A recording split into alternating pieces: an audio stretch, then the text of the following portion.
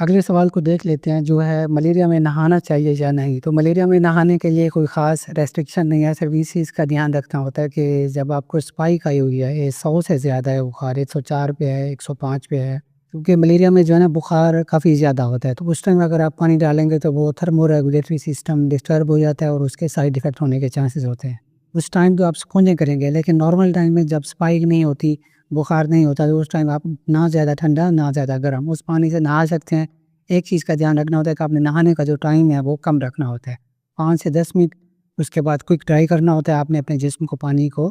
صاف کرنا ہوتا ہے اور ٹیسٹ کرنا ہوتا ہے، کیونکہ پانی کے ٹائم تھوڑی سی ہماری ہیٹ یا انرجی جو ہے نا وہ صرف ہوتی ہے، یا پانی جب بہتر ہے وہ تھوڑی سی ہیٹ کو لے جاتا ہے، تو آپ نے ریسٹ کرنا ہے تاکہ آپ کا جو باڈی کا نارمل میکانزم ہے وہ بیس لائن بھی آ جائے۔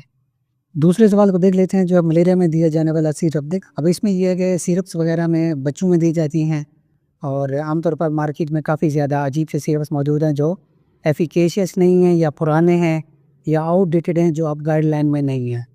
اب اے سی ٹی بیسڈ جو رجیم ہے وہ دیا جاتا ہے، اس میں آلٹیمیٹڈ لیومفینٹرین بیسڈ جو سیرپس ہیں وہ دیے جاتے ہیں، 1590 ہے یا 3180 کے حساب سے ہوتے ہیں، پھر اس میں ڈوز کا بھی دھیان رکھنا ہوتا ہے کہ 1.7 ہے، 10 ہے، کتنی ہے، ڈوز کے حساب سے ڈوز بھی بنائی جاتی ہے، اس کے بعد سیرپ کی جو کیلکولیشن ہے وہ وزن کے حساب سے کی جاتی ہے۔ تیسرے سوال کو دیکھ لیتے ہیں کہ ملیریا بخار کتنے دن میں ٹھیک ہوتا ہے، صحیح ہوتا ہے؟ تو ملیریا بخار اگر آپ ٹریٹمنٹ فوراً اس کا کر لیتے ہیں تو 7 سے 14 دن کے اندر آپ کا جو ملیریا ہے وہ ٹھیک ہو جاتا ہے۔ اگر آپ نے صحیح سے ڈوز نہیں لی، غلط ڈوز لی ہے، غلط دوائی لی ہے، کیونکہ کچھ دوائیاں ایسی ہیں جو آؤٹ ڈیٹڈ ہیں، آپ استعمال نہیں کی جاتی، اور خاص طور پر پاکستان، انڈیا، بنگلہ دیش میں جو انڈیمک ایریاز ہیں یہ ملیریا کے حساب سے، تو ان میں جو پیراسائٹ ہوتا ہے اس کے حساب سے ہم دوائی دیتے ہیں۔ تو آپ نے کیا کرنا ہوتا ہے اس میں، اگر ٹھیک ہو گیا تو بہتر ہے، اگر آپ نے دوائی صحیح سے نہیں لی یا نہیں لی، یا کسی کویک کے پاس آپ پھنس گئے، یا ڈاکٹر کو صحیح اندازہ نہیں ہوا کہ ملیریا ہے کیا چیز ہے، تو پھر یہ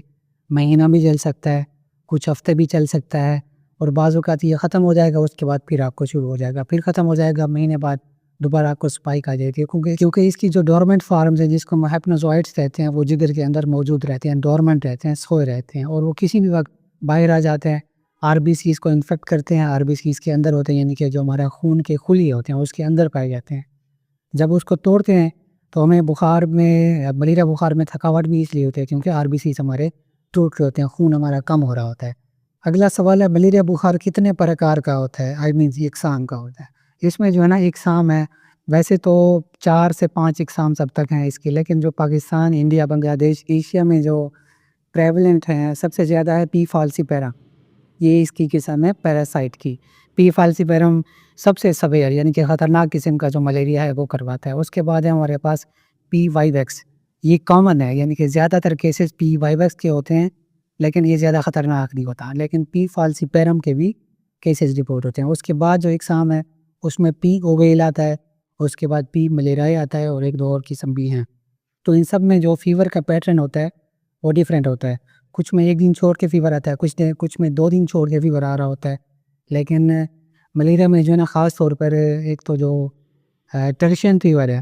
وہ تھوڑا سا اپنی اس کو فالو کرتا ہے اسپائک کو، یا اپنی ایک ٹائم لائن کو۔ جو پی فالسیپیرم ہے جو سویئر قسم کا ملیریا ہے وہ کسی بھی